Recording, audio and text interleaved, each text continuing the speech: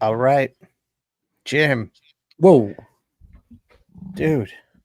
Let me sit up straight. Let me look responsible. I forgot my tie. I forgot my tie for tonight's show.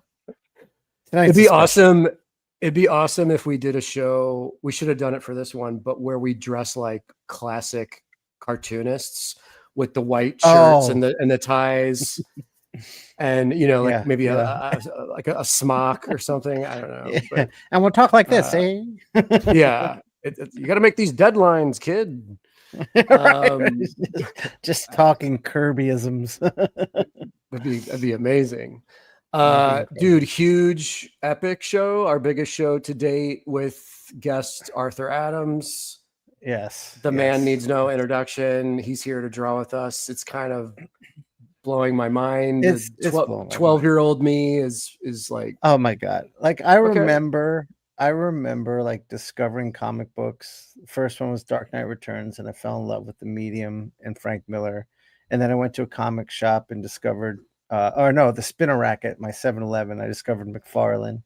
And then I discovered Art Adams. And I didn't think any human being alive could draw that well. Yeah. And he's continually improved. So this is a really huge moment for us. Yeah, it's great, man. It's funny because when I was a kid, I didn't understand the idea of art styles. Yeah. But when I saw Art's work and got the Gumby Kamiko books that we're going to talk about, I knew that he was doing something different. I knew that this was special. I just didn't have the vocabulary as a young kid. Yeah. To know why this was so much better than all the other comics on the magazine rack at the time, So yeah, I was older when I got into comics. So at 15, I could very clearly see the leveling up on Arthur Adams' project. It's awesome, man. So we'll talk to him about this. Let us pimp some stuff real quick. We don't want to take too long because we want to bring Arthur in. Yeah. Let's get going. Go ahead, Jim. Guys, today, Cul-de-sac issue 2 in stores. This is my variant cover. This is our homeboy Jonathan Wayshak's new title from Bad Idea. Epic book. Gorgeous interior art from Wayshak. I'm rocking covers for the whole series. Go out and pick this baby up. I'm packing up and taking off tomorrow for Pittsburgh. Eddie P Comic-Con is this weekend. You guys cruise by. I'll be there with Jim Rugg, Michelle Fife, Tom Scioli, and probably a bunch of our community in the Inkpulp indie world. I believe will be there as well. West Coast Avengers will be there. Yep. So Costra will be there. Costra will be there. So show dedicated to our homeboy Ed Piskor.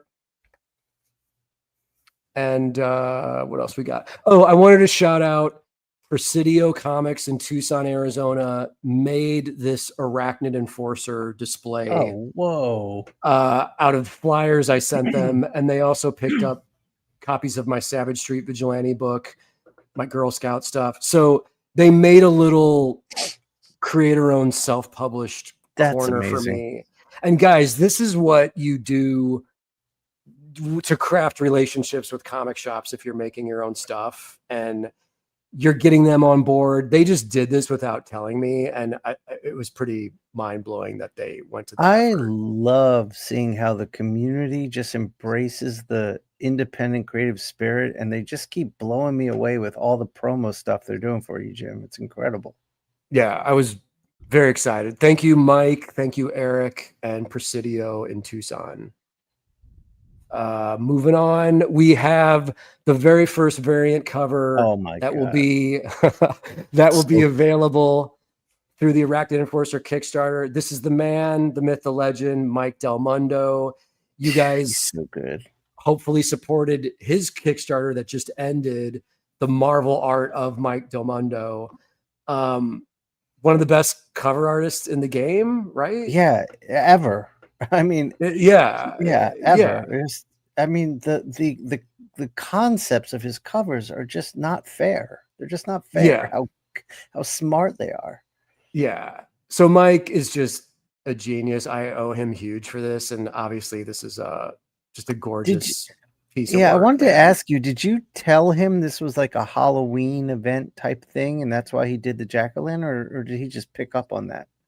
Yeah, I sent him a brief description of the book and a bunch of reference, and then, dude, this is the crazy shit though, Shawn. He sent me like a cover sketch to Mhm, approve, but I'm mhm. like, well, yeah, of course, Mike. Like, I don't have to approve your sketch. You know, you're a genius. Just do your thing. But I think he just wanted to make sure, hey, Yeah, the Mike's a vibe good of dude. this, you know, and Yeah, but so good, wow, it was so so good. flattering. Yeah. I love the Uh, colors in that, man. That makes me just lose it. That's such a good palette. and you know, I also told him, don't worry about text. It can be a virgin variant cover or whatever. And then he went out of his way to mimic my hand style on the Oh my logo god, yeah, and wow. just did that on his own to Well, make it look like even more of an official professional yeah, cover, you well, know. he's a graffiti artist, so I think if you give him a chance to do some lettering, he jumps at it. That's a good Let me point. That's a Yeah, good let me point. answer real quick. Terry Oe said, "Are these all on Kickstarter or Indiegogo?" Right now the pre-launch page is up. The campaign goes live October 1, is that right, Jim? That's correct. So get over to the pre-launch page and hit notify me so that you can be notified the day it goes live. And there it is. Thank you, Jamie. So basically what Shawn just said, I have the pre-launch going. We're at 660 people. I'm trying to get to 1,000, you guys, by October 1st. So if you don't mind spreading the word, 48 page one shot. Obviously, it's a superhero parody of everyone's favorite wall crawler, Yeah, good. spiced with a Halloween theme and Dude, this looks so good. black and white comics with a splash of orange, Shawn. Dude, there's Gangsta Boogie. There's There's Gangsta Gangsta Boogie. Boogie. I love Everyone's Gangsta Boogie. favorite Muppet manager. And then, and also, Shawn, I don't know if you've seen these, but Jamie, if you keep scrolling, I added a couple prints. I'm doing a 5-piece print set in the Kickstarter, and Oh, I added no, a I didn't see couple. this. Where are they? Here's one of them. Or keep going, Jamie. Yeah, here we go. The Oh, trio. dude. Dude, that's awesome. And then we Dude, oh, have Melody Jade MJ like in the pumpkin patch with a bunch of oh, Halloween kind of that's stuff. awesome. Oh, dude, I love So that little pumpkin dude at the bottom there. yeah, thank you. So I'm Oh, that's just great. having a blast. We're getting everything ready to go. I had just a couple other images to show from this, and then we can, you know, get going here. This was a piece of gorgeous fan Oh, art dude, that that's sick. I have to see his name. Green Itch on the Inkpulp Discord posted this. I thought this was badass. Yeah, that is badass. Thank you so much, man. This is Oh, Lauren Lauren. Marshall, our Lauren's in the house. homegirl. She's in the house. Yes, Yeah, this is sick, Lauren, Lauren. thank you so much for this. We showed like a half finished version of this last time. This is the finished piece that slash of orange going through that. Like Yeah, it's it's fantastic. nice. Nice. It's so great. And then this is Luke from the Ink Pulp Discord page as well. Rock this with I love the anarchy symbol with the arachnid. Yes, yes, that is awesome. The lettering's awesome. The lettering is Yeah, great. this is dope. And then teaser Oh, there's Gangsta Boogie.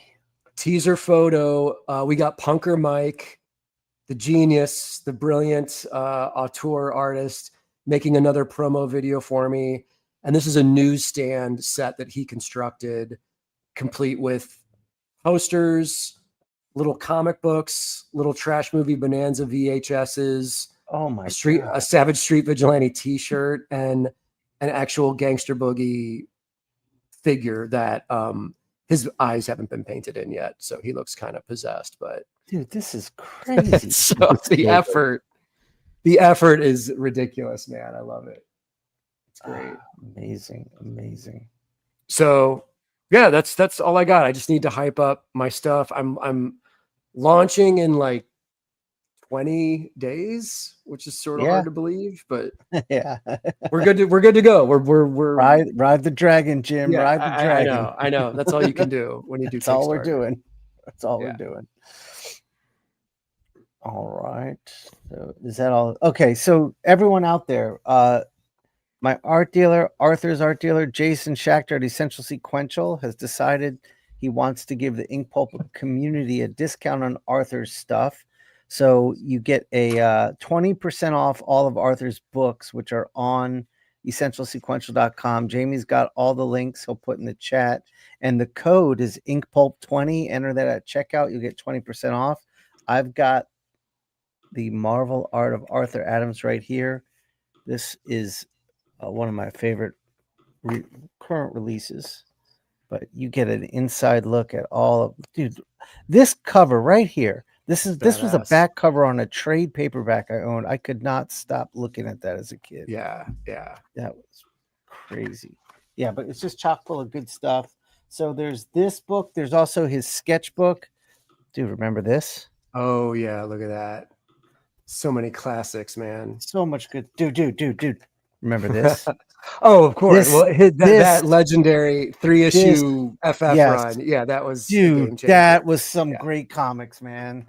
Yeah, I remember like going to get my FF issue, and I'm like, wait, there's an Art Adams cover. Wait, it's the Hulk and Spider-Man and Ghost Rider and Wolverine. What is happening? Yeah, but even if you didn't collect Fantastic Four, when that you got those 3-issue series came out, everyone bought those. Yeah, that was so good. So great. But yeah, guys, so there's also these Godzilla blind bags by with Arthur Adams cover in them. These were hot in San Diego. The Essential Sequential blew through a few hundred of these, and I don't think there's that many left. So if you're a collector of books and blind bags and stuff from Arthur, you can get this, and again, you'll get 20% off. 20% off 150 is pretty good. But you know, like that book right there, that it's only $40. That's a steal. It's such a good book, and you get 20% off of that. And then the Arthur's new sketchbook is on there too. Nice. So beautiful, guys. Essential Sequential showing the community some love. Let's show some love back. Yes. And we'll get into it in one sec. Just real quick, one last thing. You guys remember this Kickstarter from Jason Latour? There's only 24 hours left. Someone just bought some, and so let's show some love. I'm excited for this book. There's some really good looking comics in here. Oh yeah. This is crazy stuff. All right, Jim, I think it's time. Let's do it. Let's do it. Bring on our homeboy, our best friend, Arthur Adams is here. I put him on the spot. I put him on like right when he gets our best right friend. Here. No, my heart's over here. I feel it in my heart right over here. Our best buddy. That's why I have to go to the doctor later. That was amazing looking stuff you guys were just showing. All that Kickstarter stuff looked amazing. Thanks so much, man. I've written down Arachnid Enforcer, and I will be backing it as soon as we get done here. So it's up to you how long you want to take doing this. Thank you so much, man. Dude, that's awesome. That's awesome. Yeah. That was amazing looking stuff.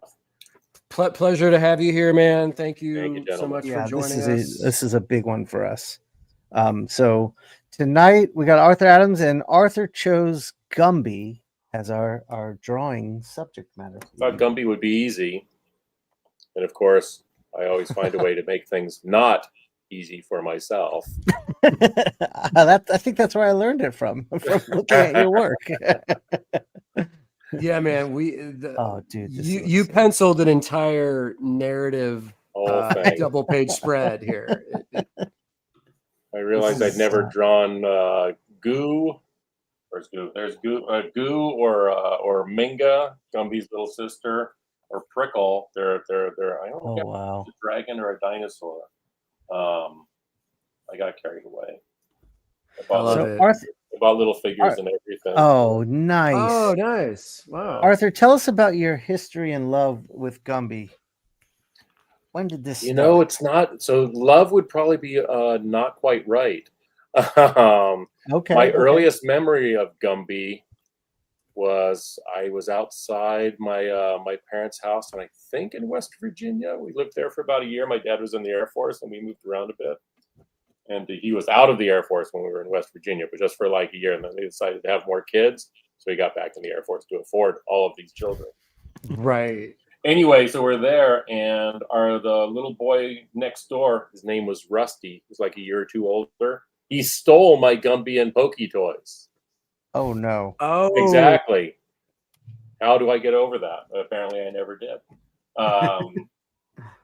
But no, there was an issue, I think, of Long Shot number 2, where I started doodling Gumbies in the corner because I can't remember, someone else in the office, some other artist was doing something funny on the pages, and Annie Innocenti, who was writing Long Shot, and Louis Simonson, who was my editor on Long Shot, were very much what I think someone else was doing. I can't for the life of me remember what it was now.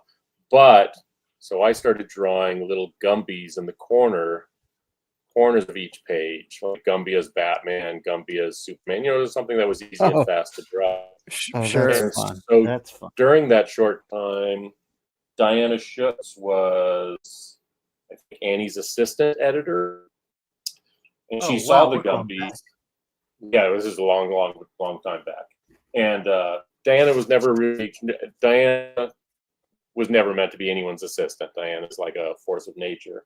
So she went and became editor, maybe even editor-in-chief away from Miko, and called me up and said, "Hey, you want to draw a Gumby comic?" I did not want to draw a Gumby comic.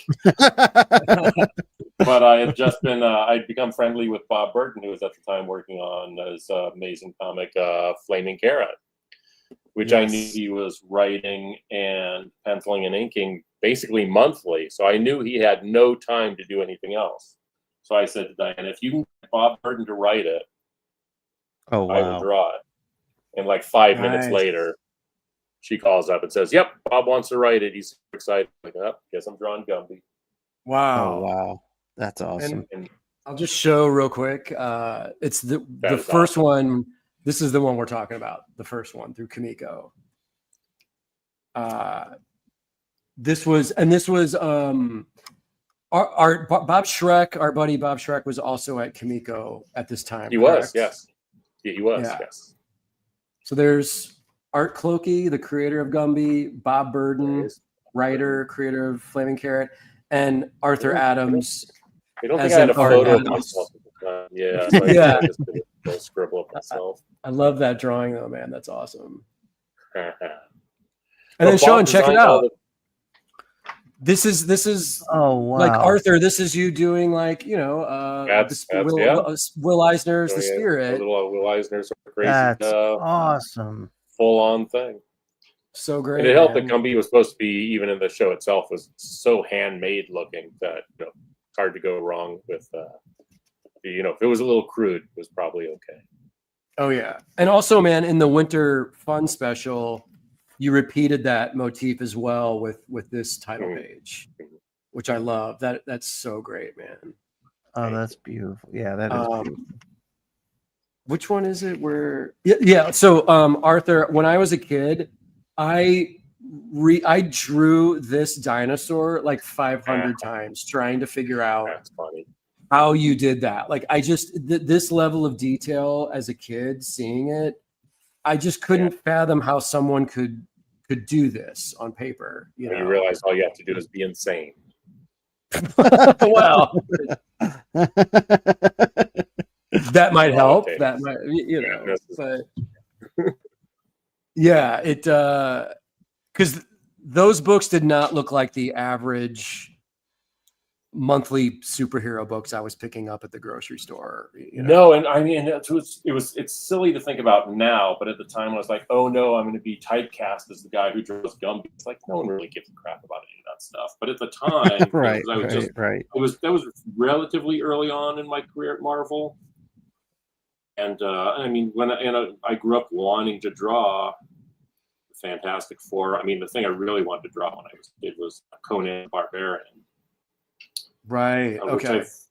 Which I've only drawn. I think I've drawn 4 covers of Conan on them, and I've never liked a single one of them. I think it's only because in my head I have 2 Conans fighting for supremacy all the time. It's either Barry Smith Conan or the John Buscema Conan, and they're not. I love the John Buscema Conan. Yeah. Well, the John Buscema, especially some of the Savage Sword of Conan, he's by Alcala, are just so beautiful. Yes, so incredible. So the long shot was that like 84, 83, 84? I started working on it. See, this is one of the very lucky things. I've had a very lucky career. I've been very fortunate. And Louise basically was done being an editor. So Louise volunteered, but Annie really wanted Louise to be the editor on Long Shot. And so Louise agreed to do it on a freelance basis, which meant she was busy. She didn't really care what we did that much. Okay, Which meant I had lots of time to work on Long Shot. So that meant that Long Shot was 6 issues, the last issue being double size. But I basically had 2 years to work on that, which at Marvel, that was unheard of. Oh, sure. Yeah, that's crazy. Yeah, but fortunately, is that what allowed you to get that level of detail going in your work? Again, madness plays a part in that. I just don't know how to do it any other way. It wasn't always. I mean, of course, it's a choice, but it's also a matter of taste, as you know. You keep going until it's right?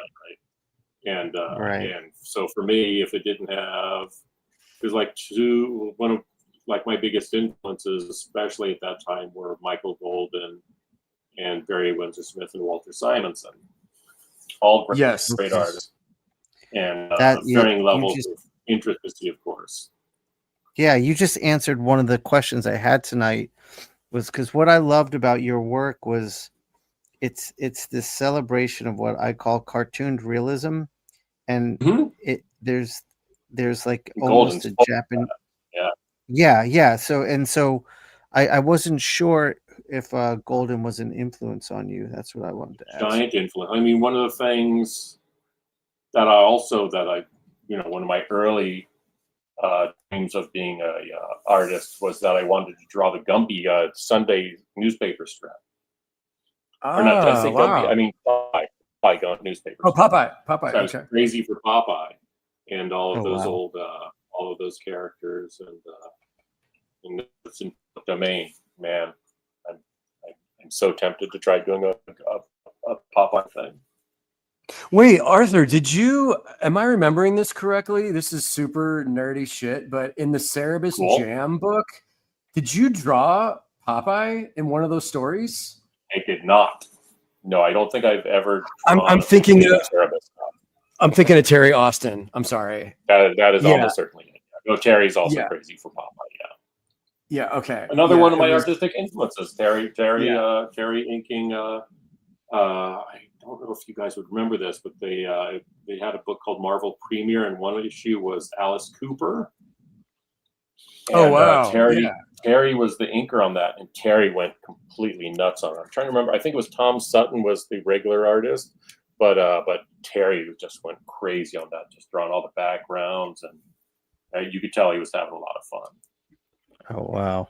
So when you and Terry worked together, did you start because you requested, like you asked if he could ink you? Oh, definitely. I asked for Terry. Definitely. Oh, wow. Again, he was a big influence, and I met him at a couple of shows. He was. We got along very well.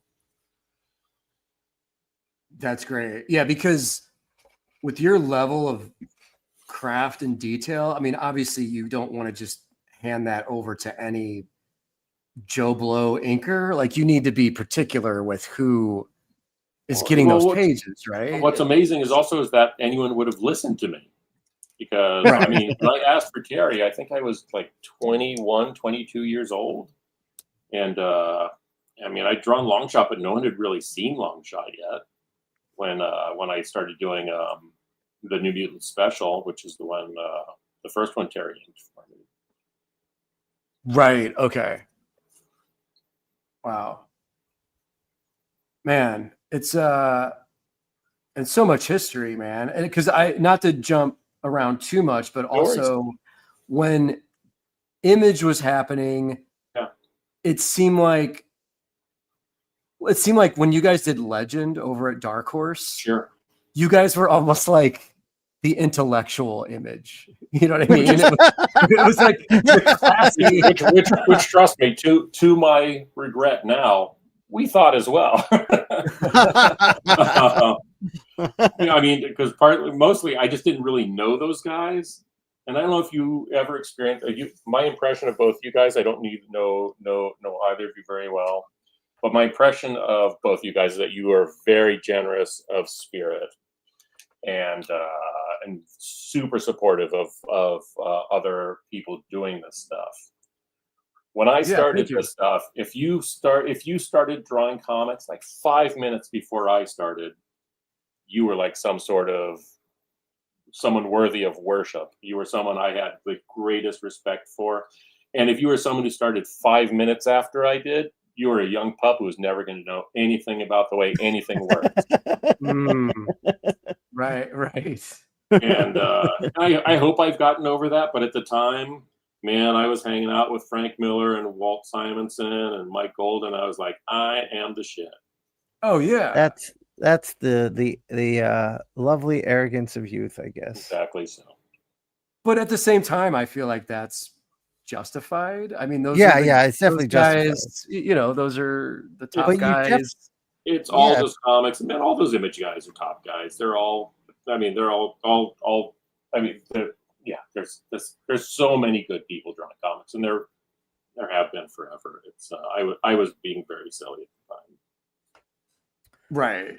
It was such a specific era that it's just kind of funny that in terms of comic book history, I think a lot of people look at the founding of Image as this, you know, it's a very bold, brash. Oh yeah, it was an earthquake at the time, absolutely. You know, movement at that time, and it's also, but for me, loving comics history, it's also like, but you know, other people were doing stuff as well. I mean, Legend had all these guys create our own comics. Absolutely. I mean, Frank was doing like some of the best work ever, and gosh, Mike started Hellboy there. Oh yeah, right. Yeah, Darrow was doing stuff. It was it was an amazing group. All Red brought Madman into all of that. Oh right, crazy stuff. Yeah, that's right. And then Arthur, did you start Monkey Man and O'Brien in Dark Horse Presents, or was it started as a backup? No, it did start up. Oh gosh, you know what? I think the first appearance is in Dark Horse Presents, and then it was always intended that Mike and I were going to trade back and forth on doing the front story and the back story. So originally Mike was going to do the backup story in my Monkey Man comics, but Mike has always been much smarter about all of this stuff than I have. And also I think I finally finished the backups for, I'm thinking of something else. But basically I met a nice girl who I ended up marrying, but I ended up not pursuing as Monkey Man as much as I should have. Because, it's but you know, as I said, I've been very lucky. I've had so many opportunities, and I'm not dead yet.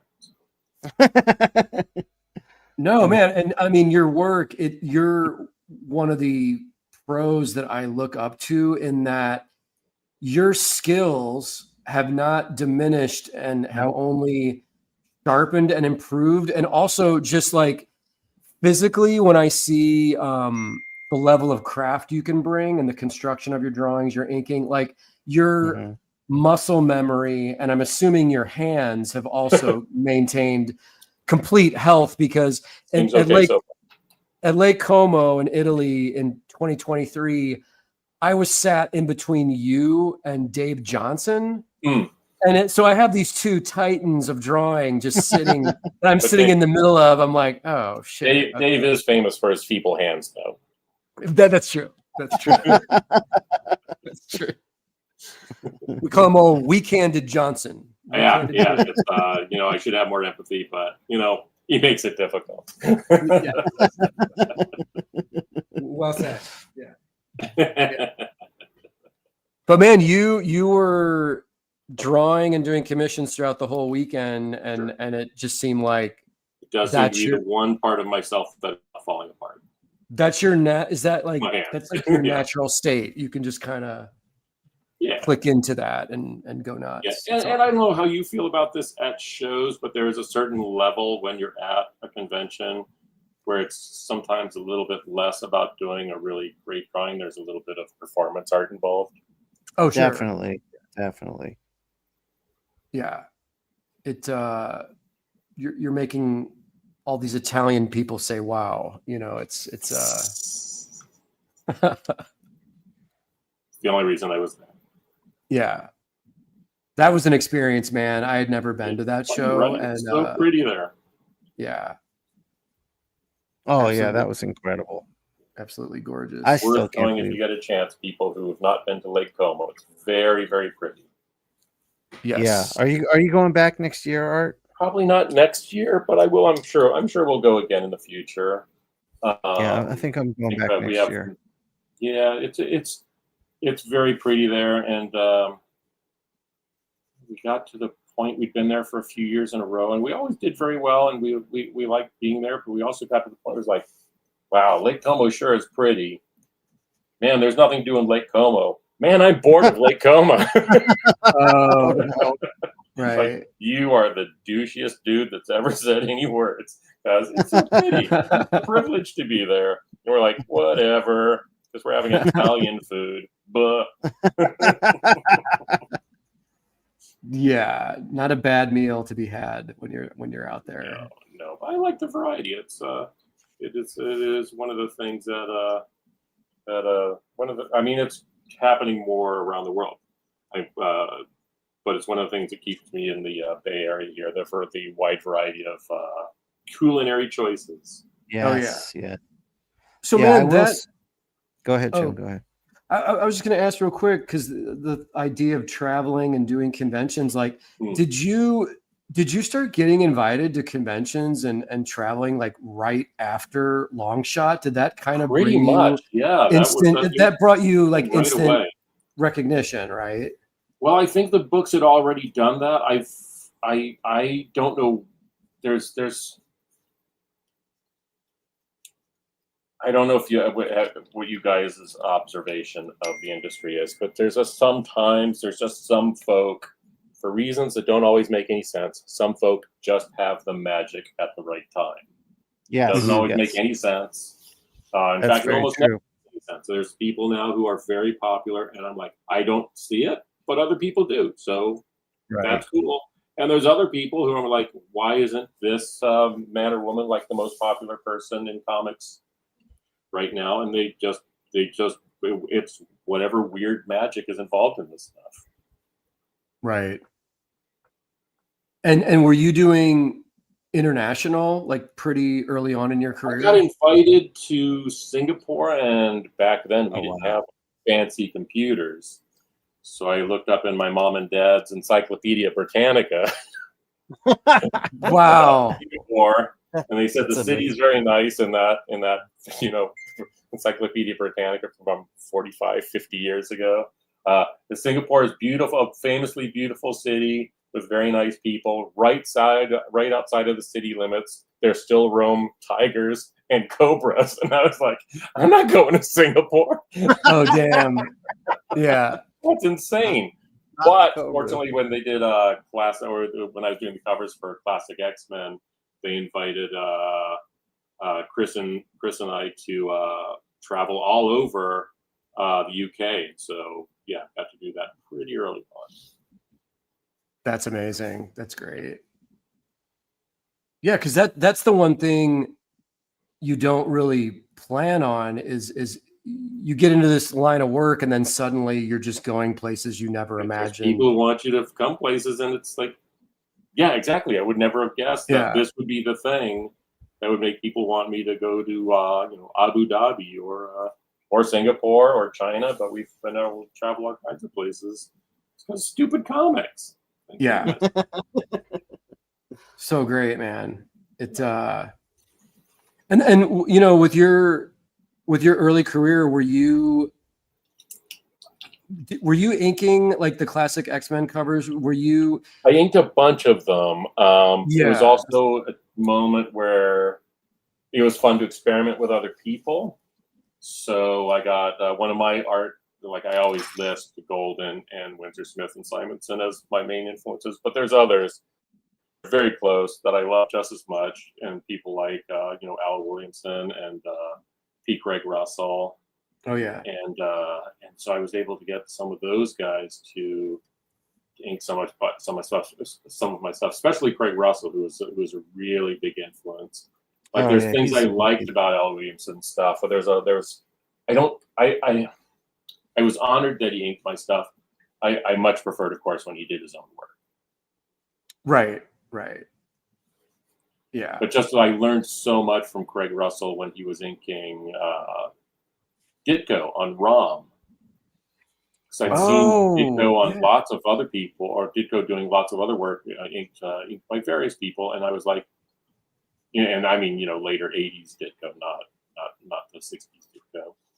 And I was like, I recognize it's still Ditko, but I don't love it. And then Craig Russell, and also Steve Leialoha was a great inker on Ditko. Oh yeah, made me really love that stuff. Yeah, sure. I love Steve Leialoha's stuff too. Yeah, he's an awesome guy too. He's a Bay Area staple. Oh yeah, and man, Steve Purcell wrote that second Gumby special, the winter one. Mm-hmm. Were you guys? It was you, Steve, and Mignola as like a crew, right? We were all living in the same apartment building. Some people think that we were living in the same apartment. Fortunately, that was not the case. That would have been funny, but that was not the case because like Steve was the one who was never working and never had money, but always had a girlfriend and had a car. Okay. And Mike was always working and was always angry. And I was always working, but I was also constantly buying toys and models and stuff. So my apartment my house, my work area, like where I'm working right now is in where the area where Joyce usually works. It's just I don't have a computer in my studio, and this is we need to do this. Sure. But my studio is full. Oh, I was going to get up because I saw a little bit of your video with Peter, with Attack Peter Santa Maria. Oh, nice. And he had some of those Godzillas in the background. I was going to get some of mine so I could compete at least a little bit. Oh, sure. Yeah. So my apartment was crazy. So anyway, so originally Bob Burton was going to write the second Gumby comic, and then he sent in a plot idea to Diana, and Diana was like, "I'm not sure about this one," because it was going to be a situation where Gumby, what was it? It was like someone was slipping Gumby drugs. Oh wow! Okay. And he was convinced that the entire school had been taken over by the CIA. Oh my God. And it was just going to be some weird, crisis of ego for Gumby. So I don't know. I was like, I don't know if I want to draw that one. I think Bob would draw that great. Maybe Bob could do that one. Yeah, that's. But they still want me doing it. So it's like Steve had just been doing a bunch of Sam and Max comics, which were all brilliant, of course. Oh, for sure. Yeah. And I was like, maybe Steve would write one. And fortunately for me, he did. He did great stuff, and you get all kinds of funny ideas for. I can't remember where they were going, but I know in Sam and Max, he'd had Sam and Max go visit the Philippines, and Steve was very proud of himself for not ever looking up any reference for the Philippines. So so Sam and Max get to the Philippines, and there's people eating weasels on a stick, and there's pyramids and igloos and teepees in the background. That's hilarious. That's a loose interpretation of what it actually. Yeah, exactly. But then Just just brilliant, like funny guys. Like one of my favorite bits, like that. I don't know if he must have done it, but Bob Burton he was telling us he had a story idea where I think it was for the Mystery Men that there was going to be the mayor calls up and says there's trouble on the sun. So the Mystery Men get in an airplane and fly as high up in the sky as they can, and the plane turns upside down, and they jump out of the plane to the sun. Oh wow! Okay, It's genius. Oh wow, Jamie, you were going to say something? yeah. Sorry to interrupt, but we got a $2 super chat from Norton Sinclair asking, "Is Arthur going to do a CGC event this year?" There is much concern about CGC this year.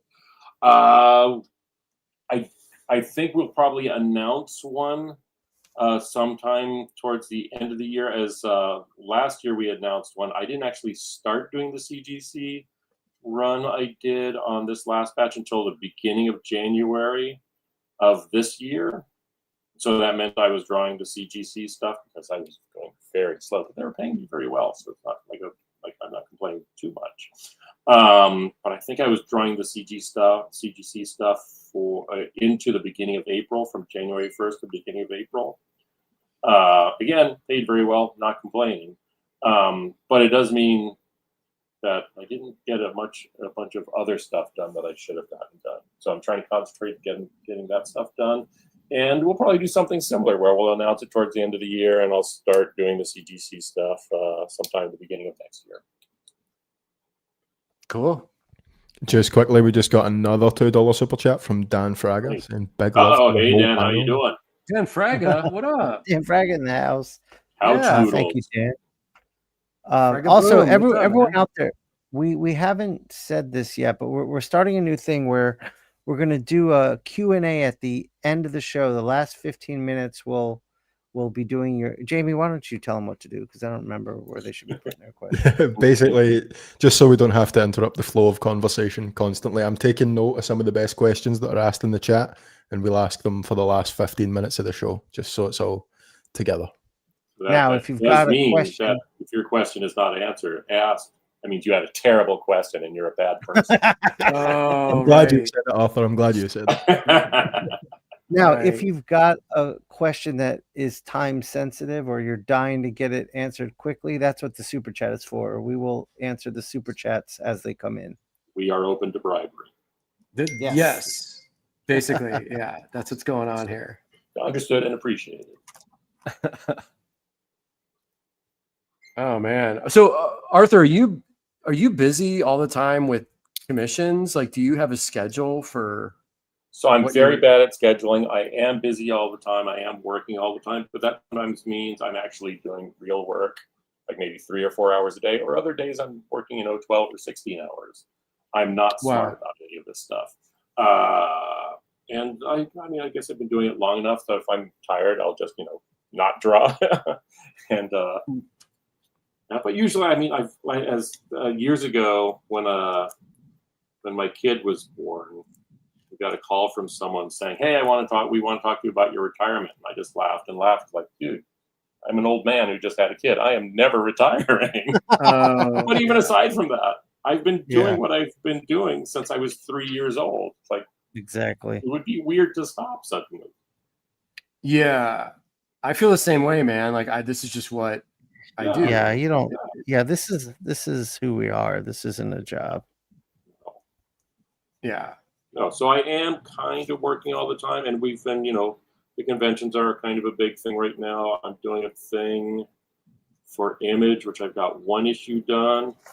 Oh wow! 2 issues of it. It's for like a series that's going to be announced a little bit later this year, and it's several artists working on it. Some good, I think, a pretty cool book, and hopefully everyone else thinks so too. But it'll be announced towards the end of this year. Oh, awesome, so you're doing interiors for? I've done yes. I'm doing 2 interiors for 2 wow. issues. I've one issue. The 1 issue is entirely done, and the other one is about halfway blue penciled. Meaning blue penciled, like what you see right here on this here Gumby drawing. Right. And I will, get those inked up, and hopefully I'm trying to get it done. was trying to get it done before New York, but that's looking unlikely. But at least now at the moment, trying to get it done by Thanksgiving. Got it. Dude, that's awesome news. The interiors. great. People like it. It's kind of weird to be doing it. I hadn't realized it had been quite so long because I feel even though physically apparently I'm not immune from the passage of time, I'm not always very aware. Right. Okay. Yeah. But something new and exciting. Like, that's awesome. It's gonna be great. So, or I'll get like I get occasionally at shows. Wow, we love this new thing you're working on, Arthur. Like, could you draw like you used to, please? Like, no, I can't draw like I used to. I'm sorry. I don't even know what that means. Yeah, I don't know what that means. It just says people like what they like. People like, when there's some I'm sure you must have. Man, I don't know. Just my art has, I think, improved over time. But there's people who when they first noticed my work, it was maybe drawn in a different style or a different. Like I know I used to draw crazy long legs, and looking at some old comics, just things evolve over time, right? Sure, right. Yeah. But Just still, quickly, sorry, we got another couple of super chats through there. We got $10 super chat from Adam Archer saying art's the best. Keep up the great work, everyone. Well, that is some high praise. Mr. Archer does some very excellent work.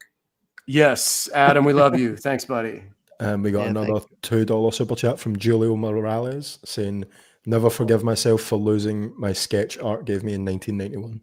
If it helps at all, I haven't forgiven you either. How dare you lose that sketch? What happened? Gotta protect that thing with your life. Come on. Like, what was the point, man? Why did he even try? No, I'm very sorry you lost your sketch. Yeah, it's Art will not be doing a new free sketch for you tonight. No, I can't. It's convention law. I'm not allowed. Yeah. We've got him under contract for the Inkpulp show to just work on Gumby tonight, guys. Oh no. There's a very strict set of rules. Lawyers were involved. Yeah. The mortgage is almost paid off. It should be okay. Yeah. Art, I had another question for you. I dug something out of the archives, a very specific question I wanted to ask you. Okay. In 1998, you did the cover for the Clerks holiday special that I drew with Kevin Smith writing. Sure. I've always wanted to ask you this. On the cover, there's a poster with you, a drawing that you've done of yourself. Yes. And it says, how do I get myself into these things? And then underneath it says a deep shame production. Yes.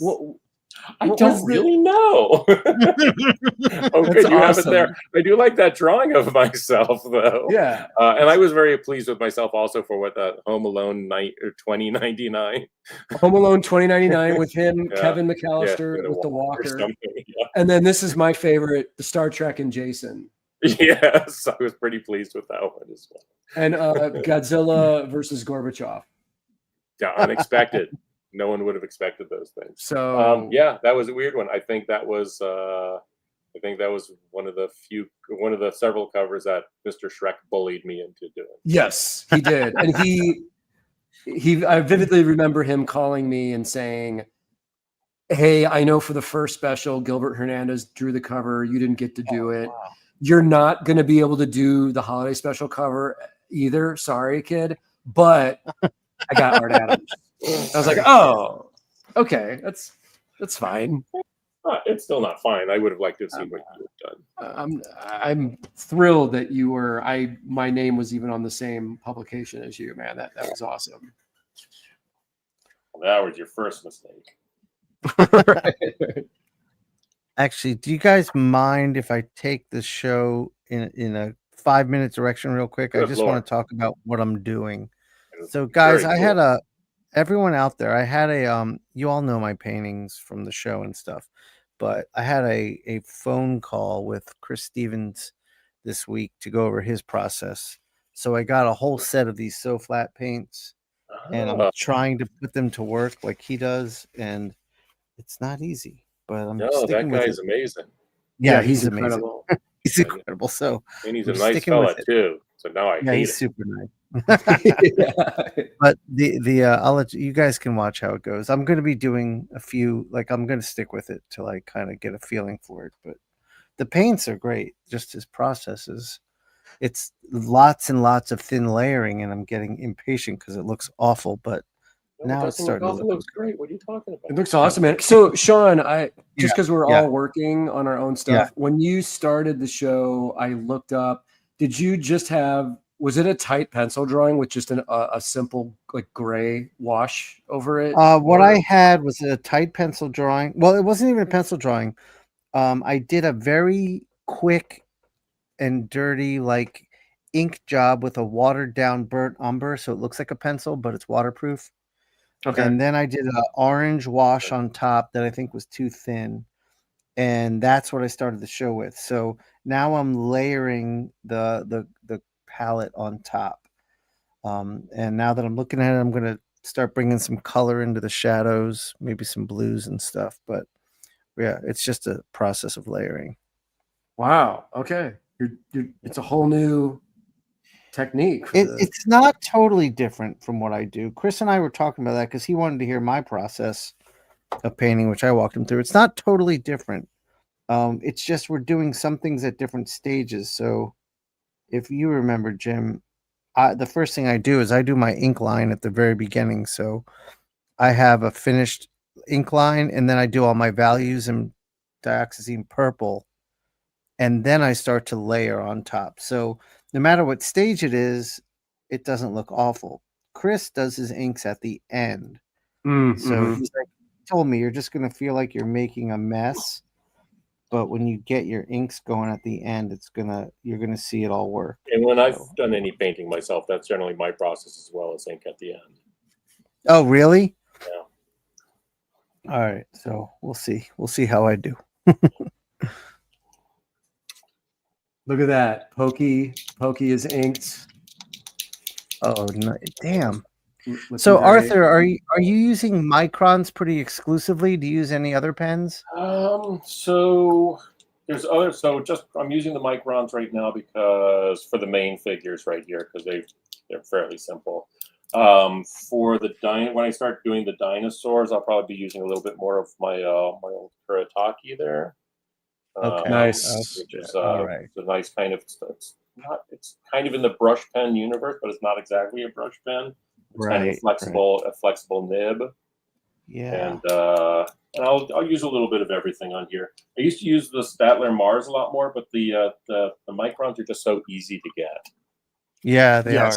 Yeah. Why did you prefer the Statler Mars? Because I know them to be a little juicier at the time.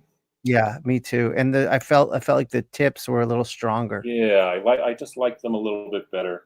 Copic makes a pen. One of the weird things about traveling is that I've actually found some of the pens work better in different parts of the world. Yeah, I could see that. For humidity or whatever. Yeah. So like for some shows, I found the Copic pens to be really good because they're really juicy and went on really nice and slick. There you go. Yeah, it's weird, man. Certain like you got to be careful with certain materials too, because like these pilot parallel pens will usually explode if you fly with them. Oh yeah, I learned that lesson. Yeah. So Jim, what do you do when you fly with them? I just have to make sure I empty out the cartridge or I throw out the cartridge before before I load it in. And yeah, it's kind of a pain to travel with them, but I actually have a travel one now, Shawn, which it took me. Like yeah, it's like, well, idiot, why don't you just make one just for traveling?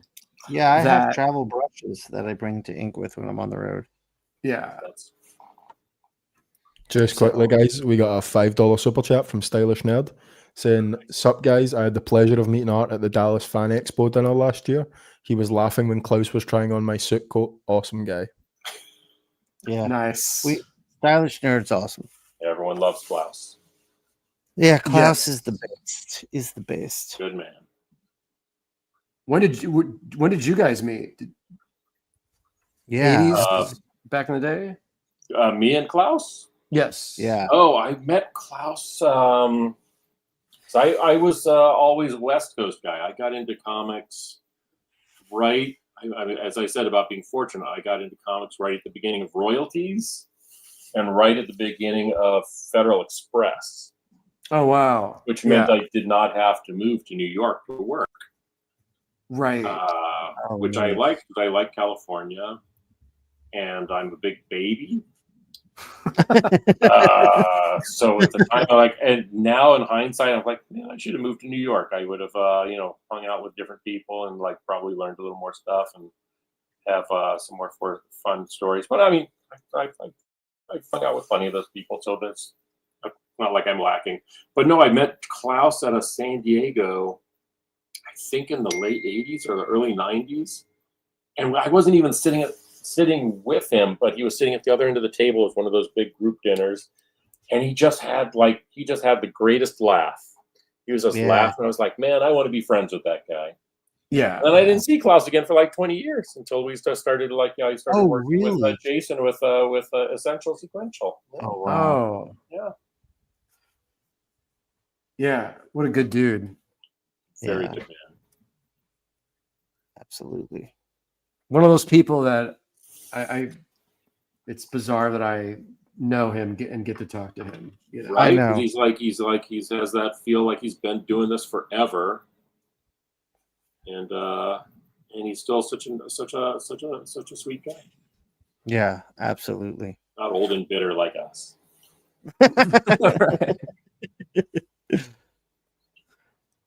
So, Art, were you a huge? I'm assuming you were a huge monster movie fan. I am. So okay, and still are. Yeah. So I when I was a kid, I don't remember what I loved first. I don't remember whether I loved dinosaurs first or King Kong first. Because you can understand how the introduction might have been about the same time. So yeah, I just fell in love with monsters. When Famous Monsters of Filmland would come out, I had the issue with the making of King Kong. So it was full of illustrations that were very in-depth illustrations for the making of it. All the designs for the not just the animals, but for the jungle scenes and for all the backgrounds and the different levels in the backgrounds. And I think that was a huge influence on me on how I stage these kind of things. Setting things up with a foreground and a background and distant background and all that sort of stuff. Oh yeah. I was all keen. Because I knew I wanted to do something in the arts. But at first I thought I was going to be a paleontologist because I was a kid, and paleontologist to me meant you draw dinosaurs. Oh, right. Being a paleontologist actually means you actually have to go digging for bones, which I like the idea of that. But sometimes you're going places where it's still freezing cold, and you can still. I don't know if you. We don't need to look at me on camera again, but my skin is almost see-through. The sun and I have never been friends. Right. I was like, I don't want to go outside and do stuff. That doesn't sound good. So I thought maybe I'd be involved in movies or TV in some way. Oh, dude, real quick. We got Humberto Ramos in the house. I was about. Good Lord! Now we should be dressed up. We should be with our ties and our smocks because that's how I know Humberto works. Thank you for watching. I hope we will see you in New York.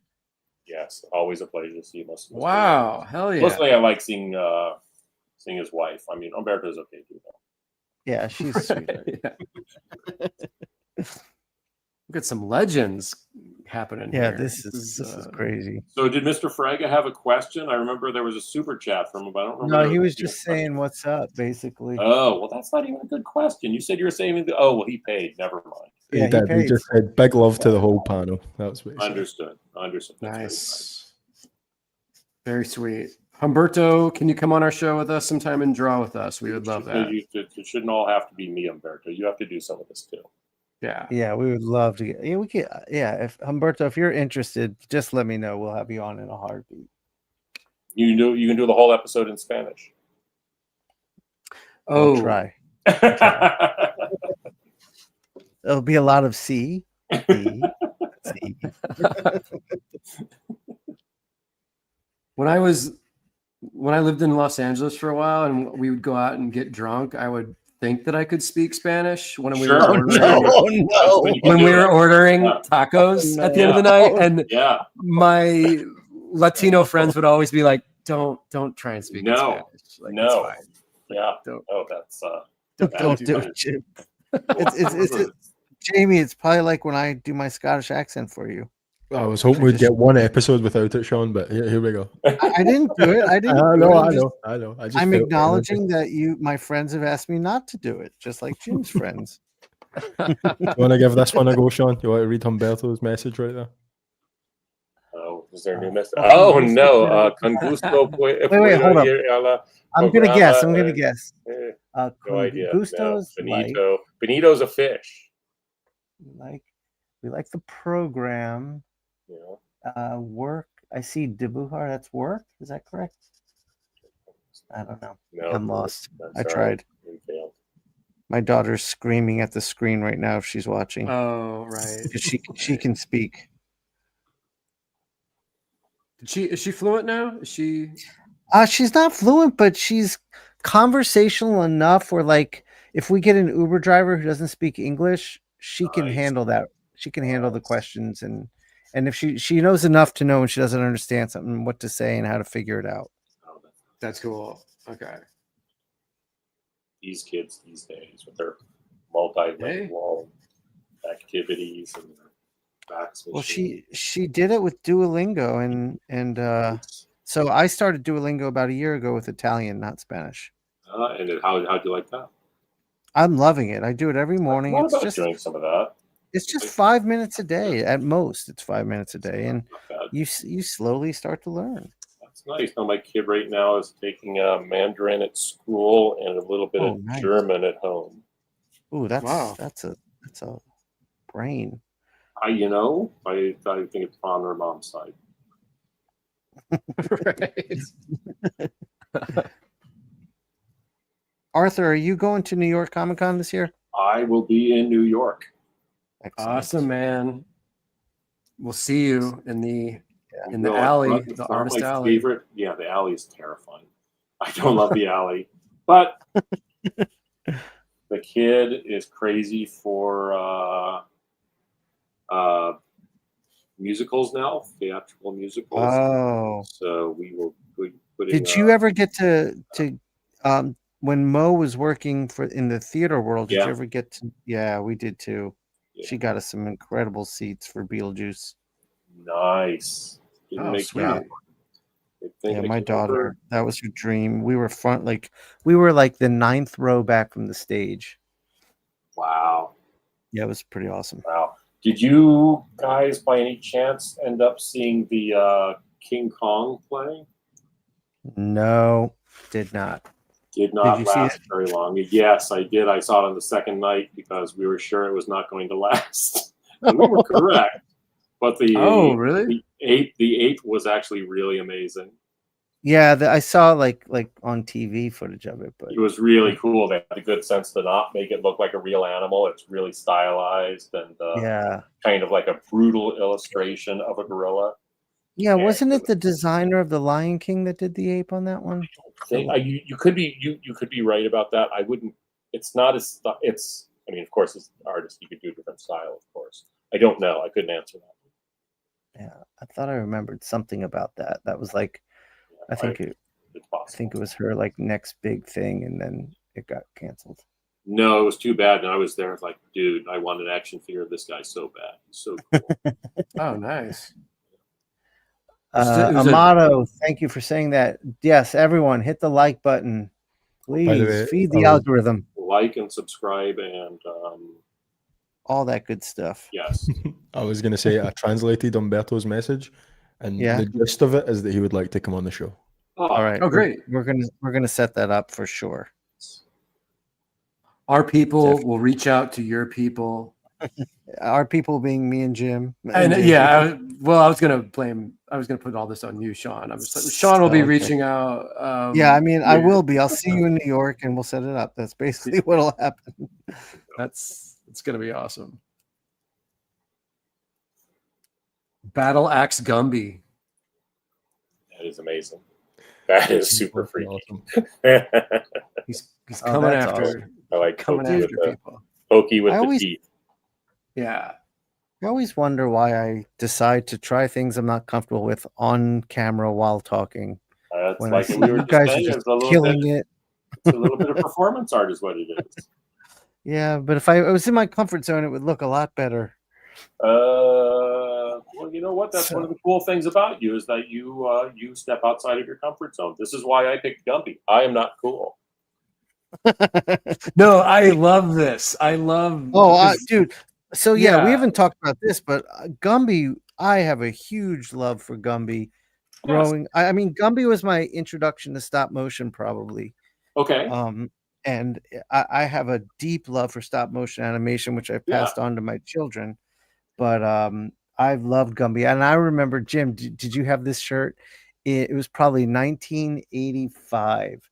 I had a Gumby T-shirt of Gumby breakdancing. Oh my and god! he was in that awful like 80s hip hop, but not real hip hop. What popular culture thought hip hop was. So he had like a bandana on. Oh sure. He had a spiked bracelet. Like, what was he doing with a spiked bracelet? I thought it was the coolest shirt ever.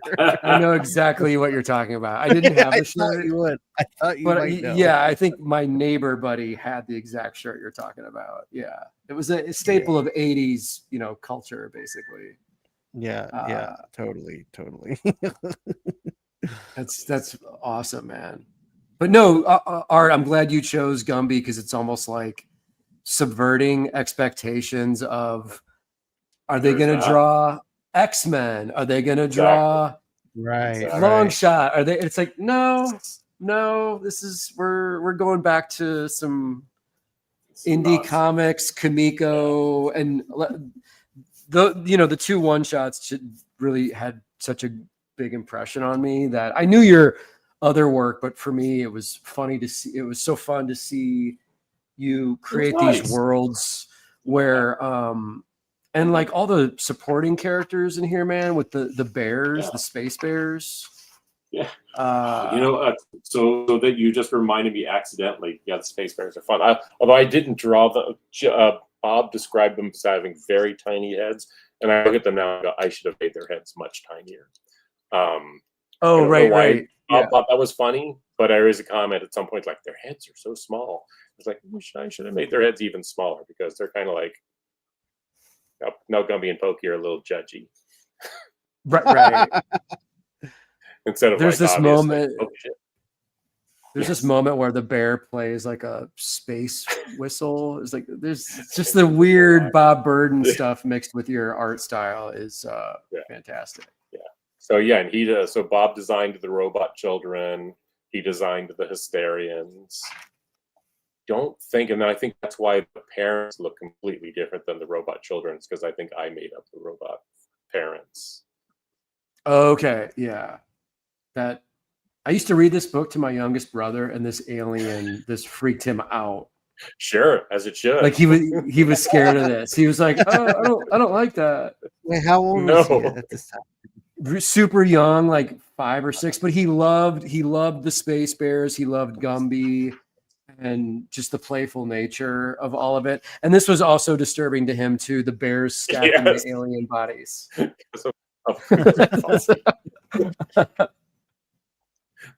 And then, man, you get that bonus drawing in the back with them on the dinosaur. Again, based on a dinosaur toy that I don't have out right now, but it's a cute little toy. Yeah. All right, now that I'm adding that's awesome. Now that I'm adding the light, this technique is starting to show me the magic in it. Oh, there you go. Oh, I can see it. Yeah. Oh, Arthur, someone's shouting out your they loved your Appleseed covers, and that was another very early. That was very weird. No, early that was one. project Yeah, for you? because I think I'd been getting the Masamune Appleseed comics, not knowing what they said, of course, because all I could get was the Japanese versions. And yeah, and they were super amazing. They were like they were a big they were a blast to my psyche. Oh yeah. So when they asked me to do covers, I was like, that's very flattering, but also, dude, just get the guy to do his own covers. Everyone will love those. And they did, of course. They did my covers for the first series, and I look back on them now, it's like I didn't know what the fuck I was doing on those things. That's early stuff for you, right? That's Really, is that before Long Shot or the same Oh time? no, it was after Long Shot. Long Shot was the very Okay. first thing. Okay. Yeah. How did you discover manga? Like, how did the early guys discover? One of the good things about, you know what? I think the first guy who showed me any of the stuff was Jay Muth. I don't remember. Oh, really? Yeah, but he discovered Akira, and he was telling everyone about. So he was he told me, Mignola, Simonson, a bunch of folks. He was telling everyone about Akira, and that ended. So I ended up.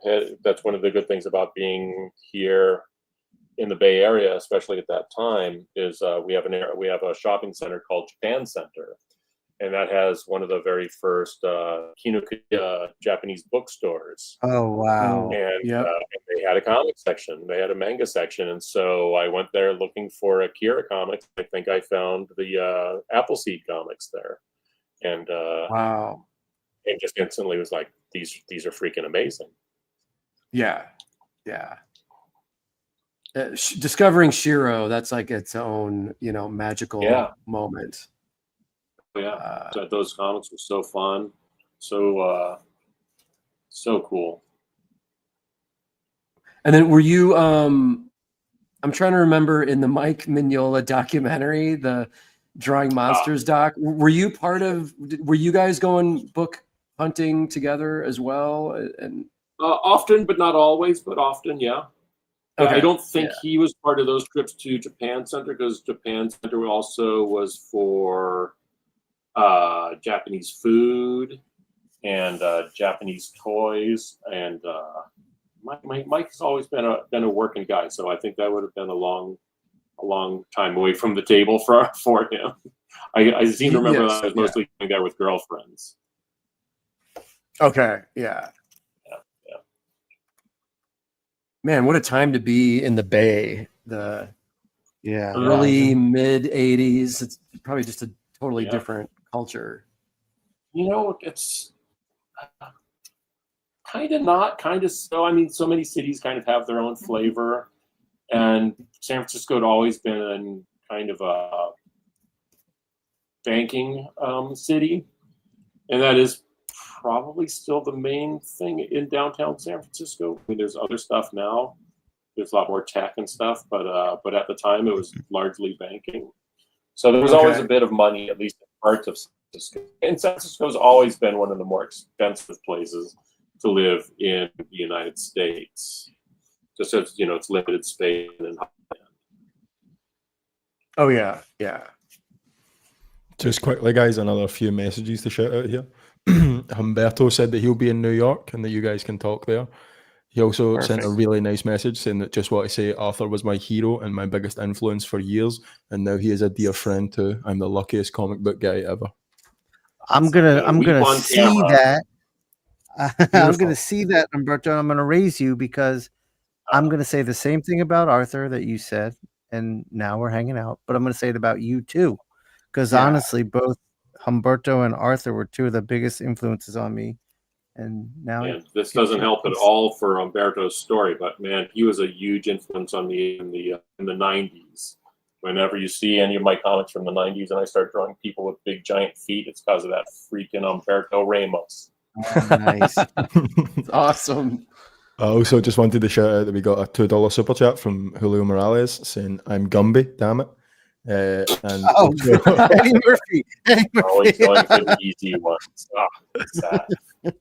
And also a quick shout out to Sandra Hope in the chat and Joyce Oh, Chin. Sandra, another person. Wait, is Sandra saying hi to Joyce Chin? Is that what I heard? Sandra is in the chat as well as Joyce Chin. They are both. Joyce Chen is in the chat. My wife is actually waving at me from across the room now. I had no idea this was happening. It's a special day. My wife hasn't spoken to me for months. Sandra's another person. We got to get Sandra on the show so we can do a deep dive in inking. Sandra's awesome. Oh yeah, absolutely. Oh yeah. She is. She's got such fun origin stories. How did you guys meet? Me and Sandra, or me and Joyce? Well, or both. Me and you. Well, Sandra inked some of your work. Well, Sandra inked. Sandra was, I think Sandra might have been Alex Garner's assistant, and he was inking something of mine, and then he was not available, and Sandra ended up inking the whole thing, and I was like, oh, damn, she did this really well. She's a really terrific inker. And then I don't think Sandra came from comics. I think she just kind of got in just kind of on a whim, if I recall correctly. That's cool. And she's just like, how are you just doing this? And you're just so amazingly good. And Joyce Chen. Well, Joyce Chen had the bad luck of meeting me at a party. Okay. Yeah. There was a Dead Dog party. Oh, of course. For years, Joyce and I thought was in 1996, but someone else has a photograph and says that we actually met in July of 1985. And so it's hard to know. Oh wow! Yeah, I think it might be 85, maybe.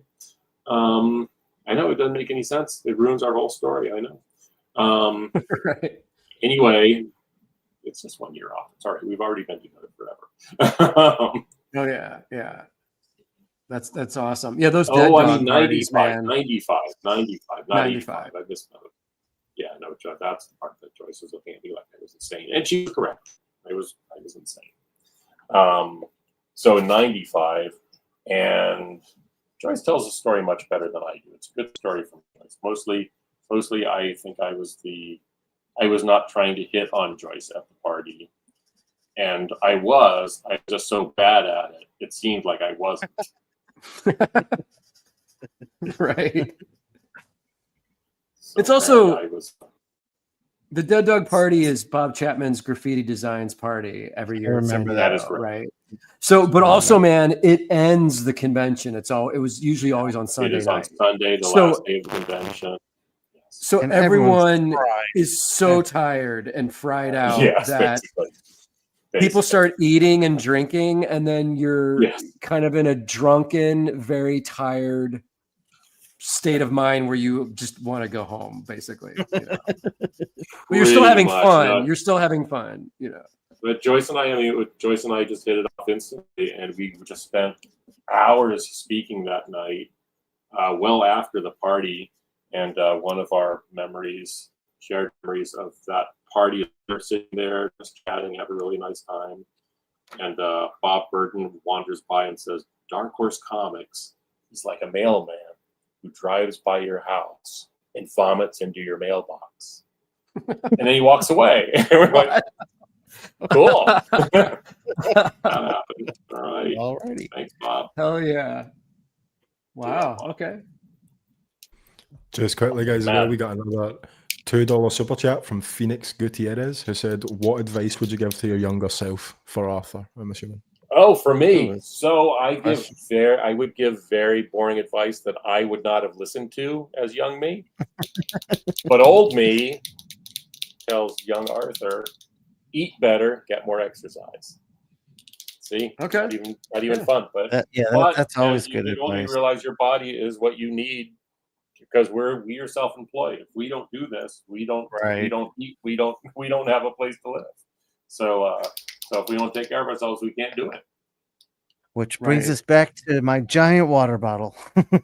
Exactly. So I should have a sip as well. Not from your giant water bottle. I will have my own. I'll overnight it to tea you. with an A on it, so that I know it's for me. Shawn, you need to get that giant water bottle company to sponsor our show. That we need Inkpulp water bottles. I'm down. They need to send us some free shit. That would be excellent. I'm down. Merch. There you go. Arthur, are you checking out any current comic books? Anything you Not pay as much attention as I to? should. I bought a Yeah. couple of pages from a guy whose name, of course, I cannot remember to save my life. He did a comic called Planet Death. Oh yeah. Really beautiful stuff. Shoot, what is his name? I know exactly who you're talking about. What was the name of the comic? The Planet Death Planet. book that Bad Idea put out. Yeah. Oh, Yeah. that's. Oh, yeah. Beautiful He's with stuff. Essential Sequential. That guy. He is now. He is. Would That's that how I saw the be- pages. Otherwise, I would not have. Would that be Robert Venditti? Say it again, Jamie. Robert Venditti? No, Robert's the writer. Doesn't sound right. Oh, Doesn't sound sorry. Someone in It's the a- chat will know. I think it's an Italian or Spanish name. It is. But you know what? And you guys had, because when I was looking up like how I should do my setup here, I was looking at some of your videos, and I got some of Shawn Murphy's Tokyo Ghost. Tokyo Ghost. Yeah. Beautiful, unbelievably Yeah. beautiful stuff. Yeah, I it's good still stuff. get my regular whenever a new issue of One Punch Man comes out. I'm very excited. Oh Nice. yeah, that's a great one. Yeah. It's funny because it's one of the things I really admire about the manga stuff is it seems like every first issue, like the first issue, they have an idea for something and they just keep going as long as it sells. It doesn't always have to end up where you think it might. Like even One Punch Man, which is basically a one-trick joke, right? You're going to build up this thing for the whole book, and then One Punch Man shows up, and boom, end of the giant monster who spent the whole issue bragging. Yes. But the art is done so well. It's incredible. That I always enjoy it. Yeah.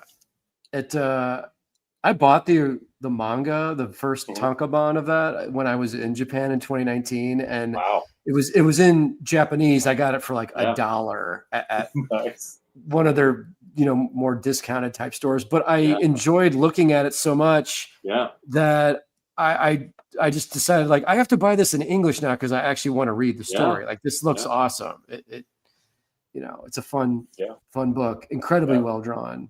Yeah, super good, super good. By the way, everyone's correcting me now that it was Tomas Giorello. That is it. That is it. And he's super good. It seems like a very nice channel. Yeah, his art's incredible. Yeah, it's insane. Also, we just got a $2 super chat from Norton Sinclair saying, "What's Arthur's worst fan experience?" Oh shit! You know what? I've been okay. It took me a minute. Meeting Shawn and I. Being forced to do this damn show. That's only the second works. And for somebody, someone else who wasn't me, this probably wouldn't have been that bad. So I do a store signing. This is very early on in my career. It's probably 22, 23. And I am not a religious person.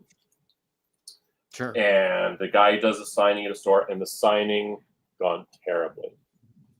Like no one is showing up. I'm there for 2-3 hours. I spend the whole time just doing drawings for the staff and for the guy who owns the store. And I think it was in Orange County. I probably shouldn't say that. Anyway, the owner of the store shows up the next day to pick me up from the airport, from the hotel, take me to the airport. And he says, "Hey, I just want you to know I really appreciate you having been here at the show, and or at my store, and I think we should pray about this. I think we should get down on our knees and pray." Oh no! About how thankful I am for you visiting my store, and I was like, "Yeah, I'd rather just go to the airport, thanks." Right. So that was the most uncomfortable. Otherwise, that's pretty uncomfortable. It was not a great moment, no. But anyway, that's about as bad as it got. I've not had. Oh, let's see. Here's another one that's kind of funny. This is not a bad one. It's just a funny one. And hopefully, these people aren't listening to this show. We are at somebody's house. I'm not going to say in what state this time or what city.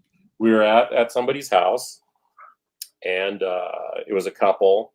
The guy liked Godzilla stuff. He had lots of Godzilla toys. not as many as me, but he had a lot of Godzilla toys. That goes without saying. Very pleased with, and we're there. We're having a fine time. It's a pretty big party. There's quite a few people there. At one point, the wife grabs me by the hand, pulls me aside, and says, "Come with me." Joyce is at this party as well. It's fairly early on in our relationship. We're pretty well together. This woman grabs me by the hand, says, "Come with me." She takes me up the stairs, takes me into their bedroom. Just inside the door, turns me to face the wall. What? And there's one of my Godzilla drawings on the wall. Oh, okay. And she says, "I just want to thank you because every day, my husband and I, we come into this room and we look at this drawing. It inspires us so much. We make such sweet love." What? That is fantastic. She's sharing that with me, and I'm like, Joyce. Oh my God, man. So, that's awesome. That's hilarious. Nice. That's very crazy. nice. I helped people form a bond. But Joyce and I did leave the party shortly afterward. Yes. Let's get out of here. I think we reached the high point of the show. Wow. What a weird setup for again, not a terrible story, but yeah. But it could have gone in a very strange What? direction. Yeah, exactly. So, dear Playboy or dear Penthouse. Yes. Oh, right.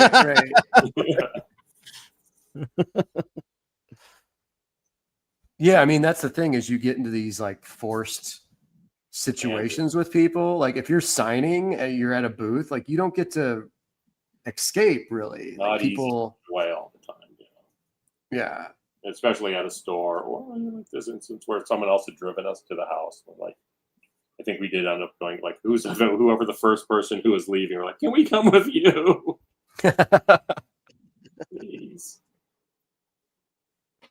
Yeah, be careful whose parties you guys go to out there in the chat after conventions. Be careful. You never know. You never know. You might meet some new friends though. Also, you might absolutely. You could meet new friends. You could just inspire strangers to bang on a regular basis. There you go. Nice. There you go. Thank you. Yeah. We hope that our show, our live show, brings people together.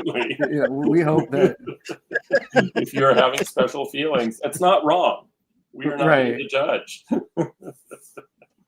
We will accept a super chat for that, though. Yes, please. You guys owe us. Come on, let's go. I listened to your show, and one thing led to another. Here's a super chat. Right.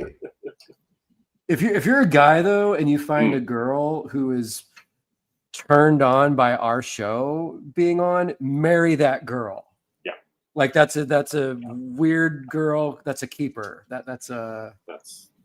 There you go. Yeah. There you go.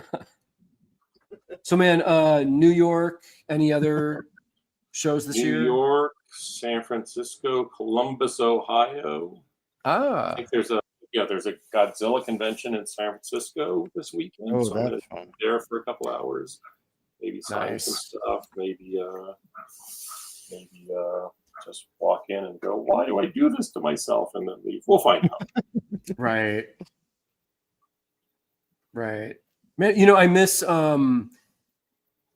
WonderCon being in San Francisco because that was my excuse to go to San Francisco every year. Me too. Yeah. Well, they have a San Francisco show here now but it's Thanksgiving weekend. Yeah. Which we don't have both of our folks are past, so we're in charge of Thanksgiving for ourselves, which is fine. But this means we can go into the city and go to a nice restaurant for Thanksgiving, and maybe have some friends who are visiting from out of town join us. Sure. Oh, that's nice. Quick shout out to Kashra Gambari in the chat saying, "I think there was an Art Basel exhibit with Gumby as a sex toy." I accept this. All right. Yeah. I don't know. Always dropping the knowledge. That does not surprise me. Yeah. That because Art Basel's Miami, a bunch of weird shit happens during. Yeah, that's an art festival worth checking out for sure. Oh, Shawn, you got some highlights going on. Yeah, see, it's starting to come together. Now that I'm getting the line in there, it's starting to work. I'm starting to see it. It is funny in some of the Gumby cartoons where he has the red eyes. It's like, why would you do this for kids? Oh, yeah. Yeah. Yeah. Yeah, was that the earlier version? I'm not sure. I don't think so, but it could be. There was so Purcell, when he visited, so he was, I can't remember if he was writing the comic or he just finished writing the comic, and Purcell was working for Lucas Arts. Oh yeah, which was in the North Bay, and apparently they started making new Gumby cartoons they were located quite close. So Purcell visited their studio a couple of times, and there was a section there that they referred to. I can't remember if they referred to it or Purcell did, but he referred to it as Gumby and Pokey Dachau, because as they were filming these things with the clay would like wear out or get to be very unpleasant. So they would just tear the wire out of the figures so they could reuse the wire put them in new molds.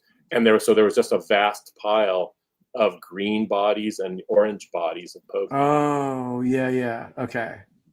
Yeah.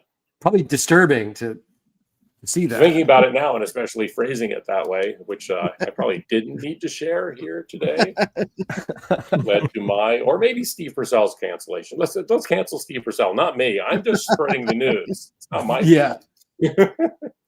Steve, we love you, dude. It's not our fault. Good man. Man, that's that was the other thing. The creation of what was the beer wiffle ball, beer can? Fizzball. Fizzball that you guys created. The nightmare that is Fizzball. But fortunately, we've not been sued for it. Okay. Yes, that's Fizzball is. If you hear about Fizzball, if we go on to talk about it right now, I am imploring you, do not do what we did. Yeah, also when I described this, and if your first thought is, well, they were just kids, they didn't know any better. We were all in our mid-20s to early 30s. We all knew perfectly better. Well, maybe not. We were all pretty stupid. It's such a random part of the Mignola documentary where it's like these three brilliant artist guys were hanging out together, and then they also created this Fizzball phenomenon. I was like, wait, what? What? So important if you're going to do this, and I again recommend you do not do this at home. You need to have cases, more than one, like 2-3 cases of generic beer. Yeah. Not any name beer. It has to be just generic beer. Yes. I don't know where you buy generic beer, but Mike Mignola's father had cases and cases of generic beer in a black can with yellow lettering that said beer. That's just like in Repo Man. Repo Man, yep, that's Repo Man. And so I can't remember which one of us it was. Had the bright idea. It's like, you know what? There's this pile of lumber here for the fireplace. Let's throw the lumber at the can and crush the can.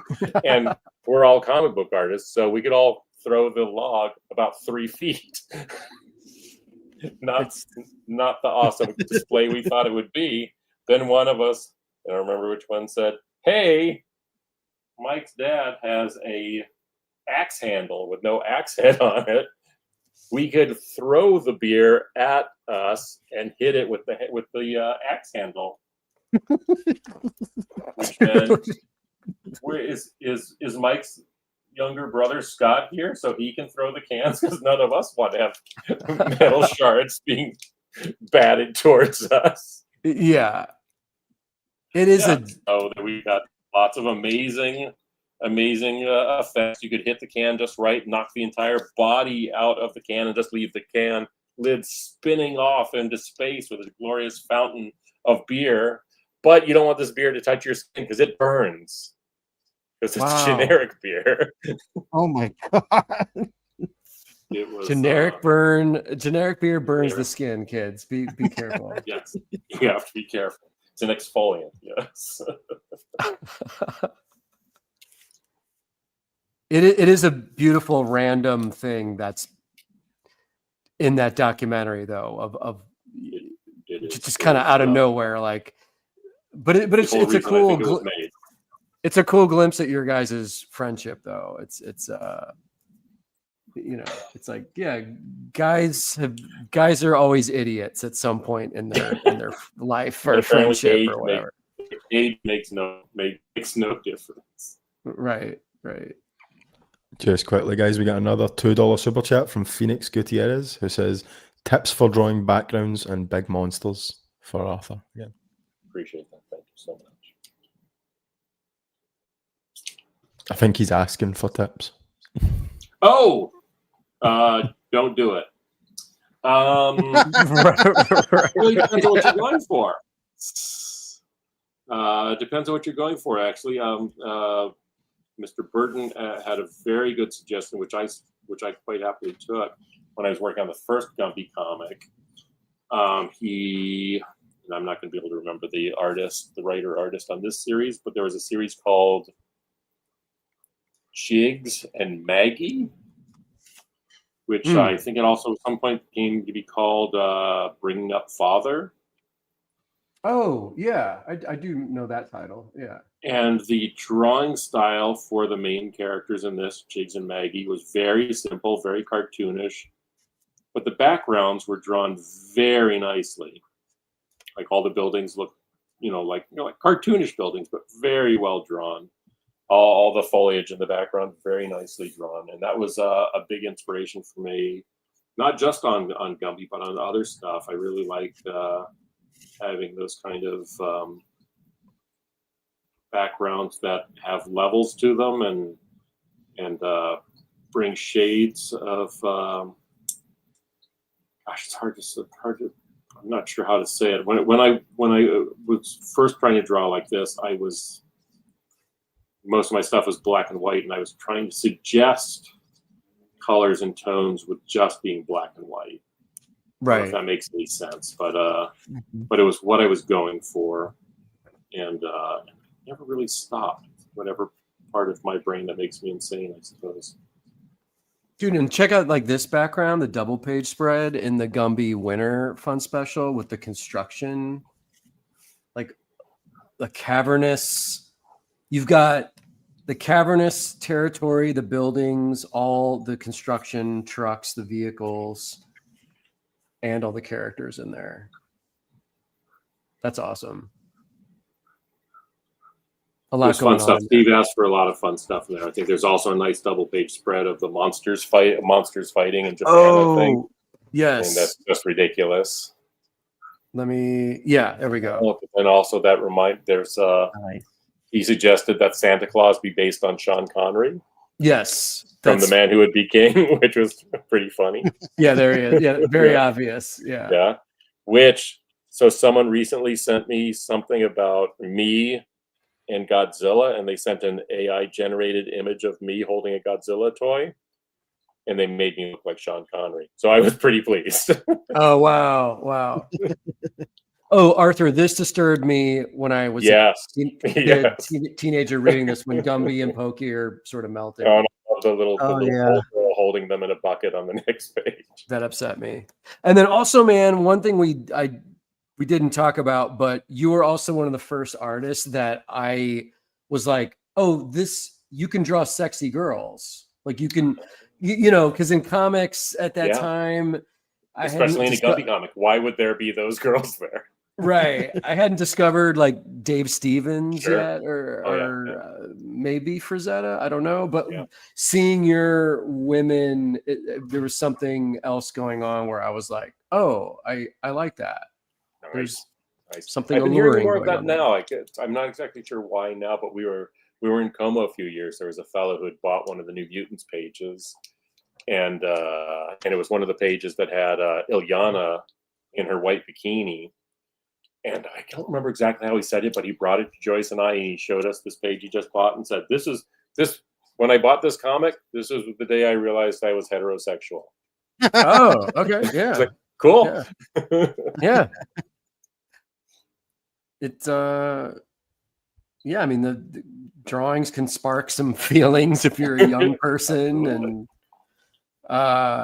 before you discover Heavy Metal magazine, you know it. The heavy metal was a big thing because for years before that, when I was going to the store and buying my Red Sonja comics, I was like, I have to hide these. I'm buying pornography. It's Red Sonja comics. They were fine. Right, Oh, right. The But Frank that was Thorne like, stuff. oh, it's a girl. It's a lady in a bikini. Oh no. I'm a huge Frank Thorne fan. I love As his am I. work a lot. He's Yeah. incredible. We got another $2 super chat from Julio Morales asking, who would you cast in a Monkey Man and O'Brien movie?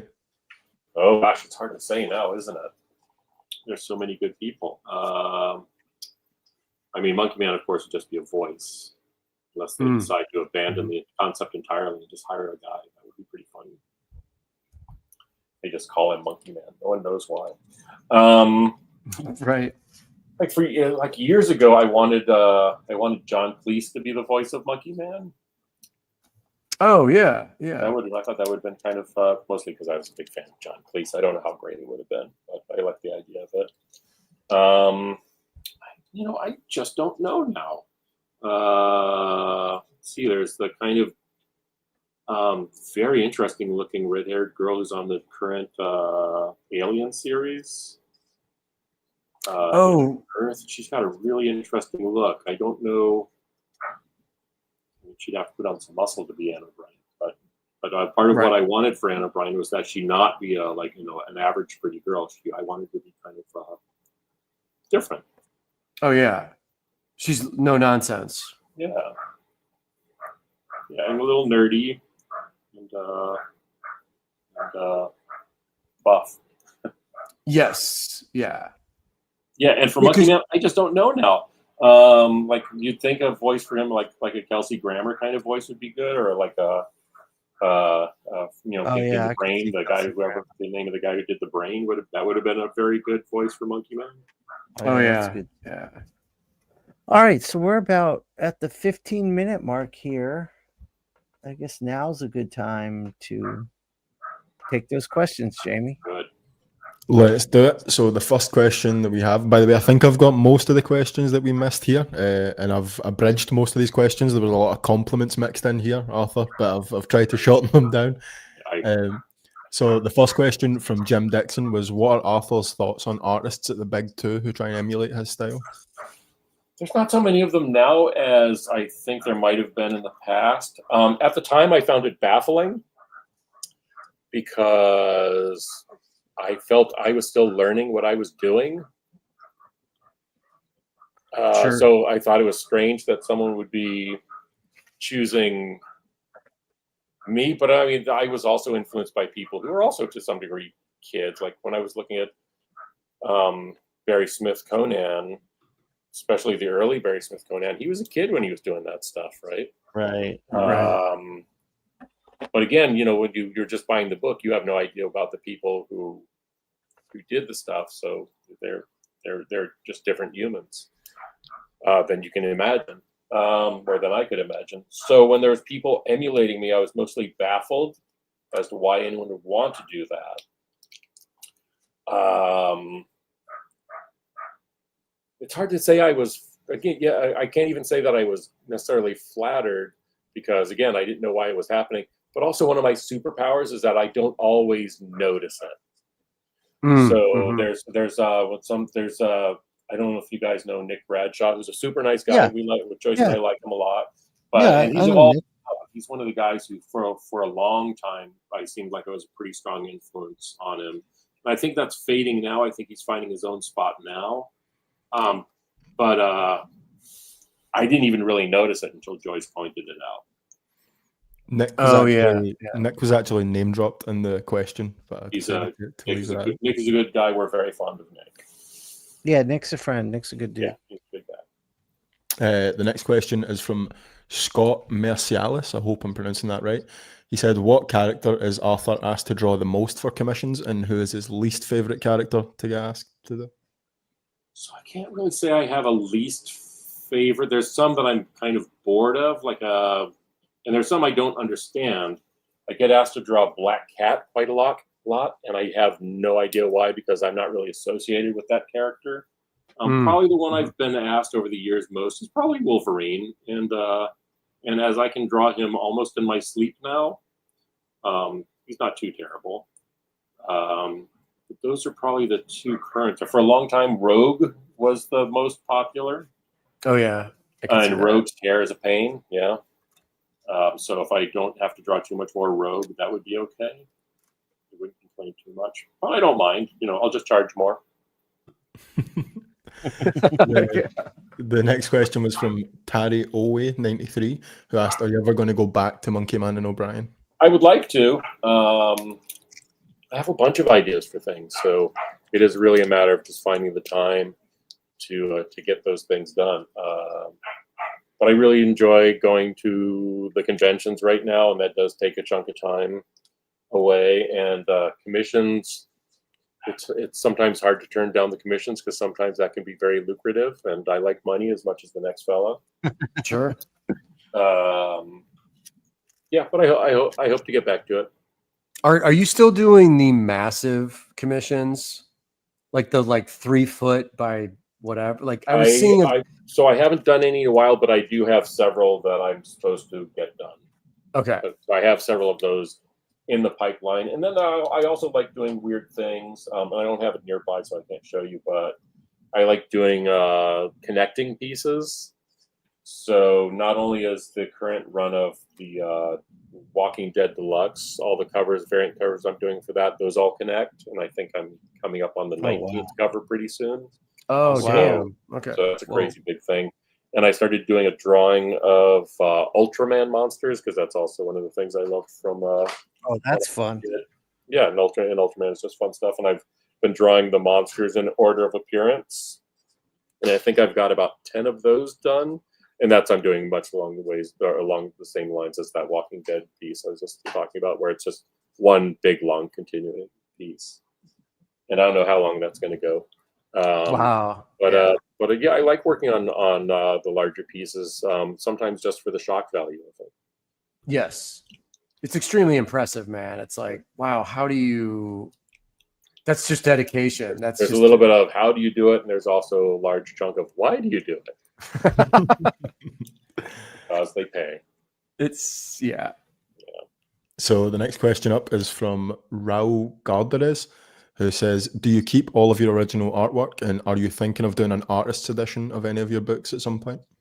So I didn't keep much of my early artwork, partly because I produced work so relatively slowly.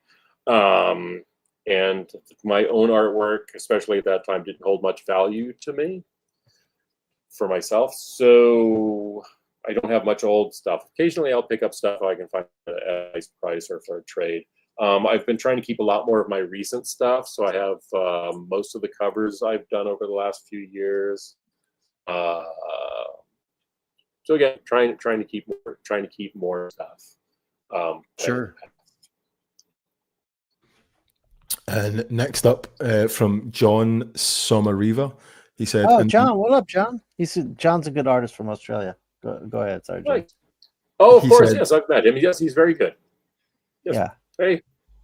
John was asking, in the Monkey Man and O'Brien trade, Arthur said he used a secret technique to paint those Appleseed covers that he learned from Linda Medley. What was the secret technique? That's a secret. Garrett. That'll ruin the whole thing. Let's see. So the way I used to do those, stolen entirely from Linda, is I draw those things.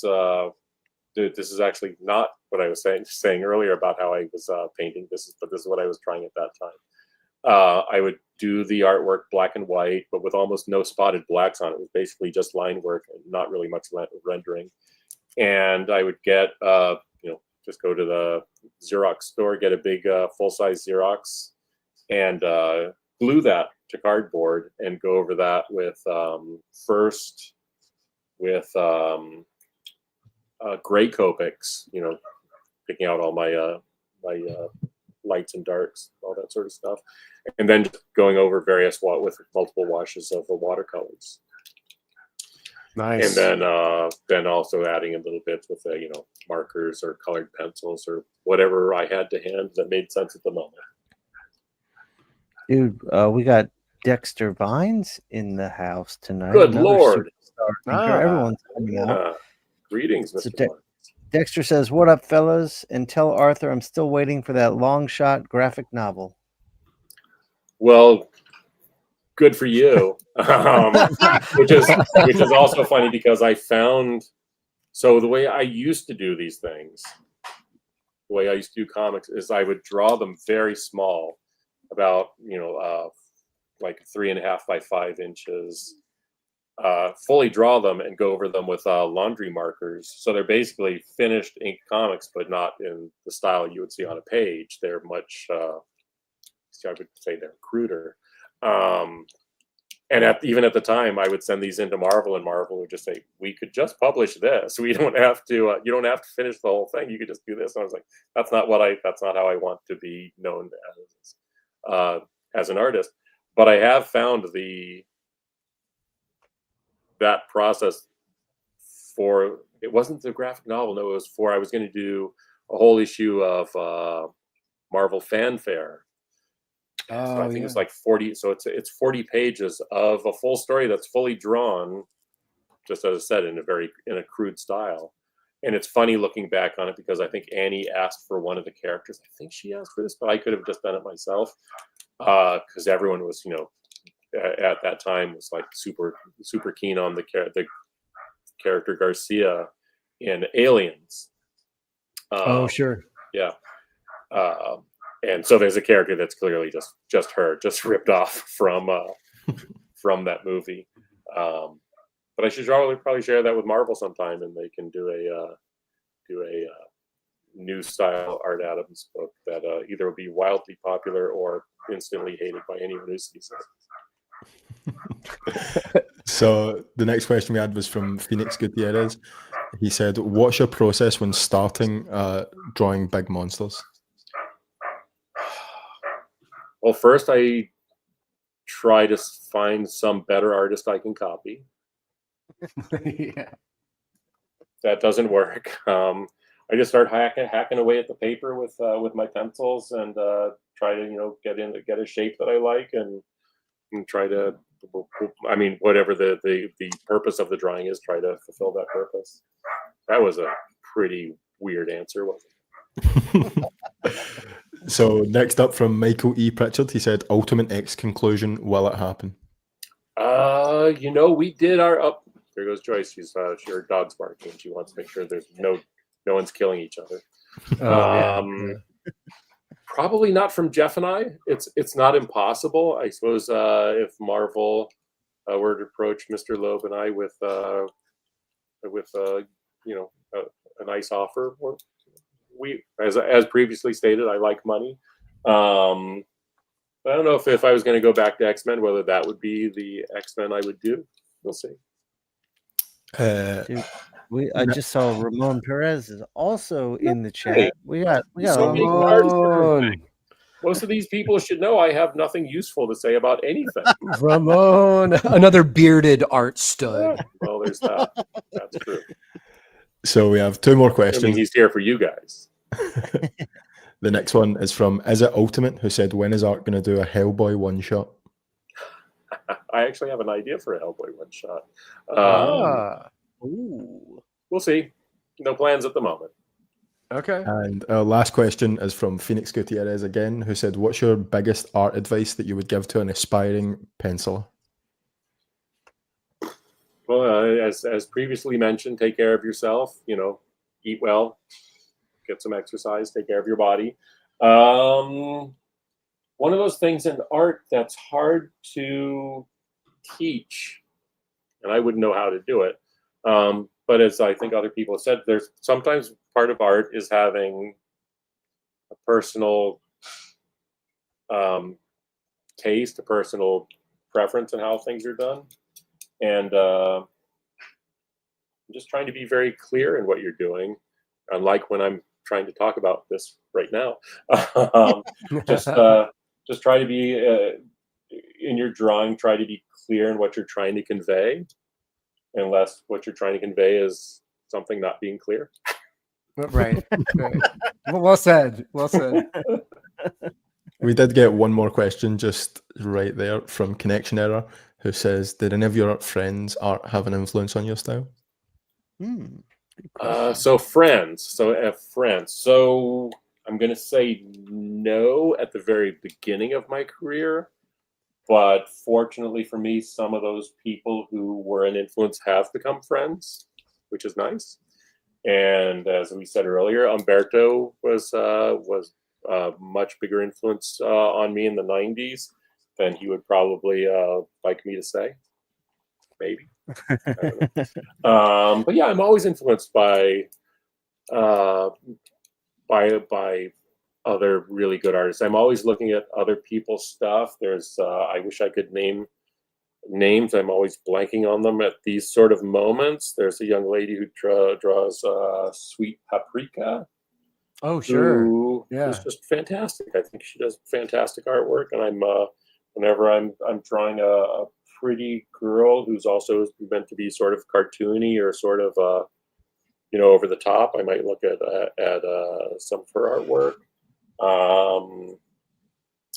As I was mentioning earlier, the fellows doing Planet Death on the job I'm working on right now.